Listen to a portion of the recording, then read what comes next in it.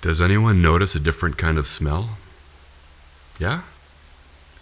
Where is it coming from?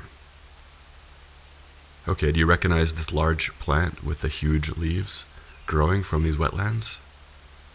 That's right. It's called skunk cabbage. And can anyone guess why it may smell like that? And why does any flower have a smell? To attract pollinators.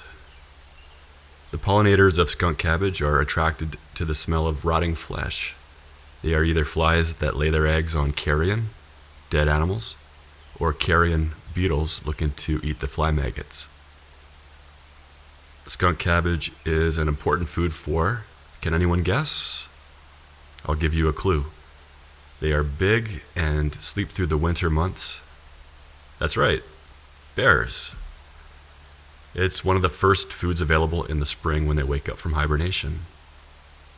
Eating skunk cabbage helps dislodge the fecal plugs that develop during hibernation, and it's also an important source of calories. Bears depend on pollinators that like the smell of carrion, the ones that pollinate skunk cabbage, as well as other pollinators that like the smell of flowers, like flies and bees and butterflies, that pollinate another favorite food for the bears, berries. So big black bears are totally dependent on teeny tiny insect pollinators for their survival. Pretty amazing, isn't it?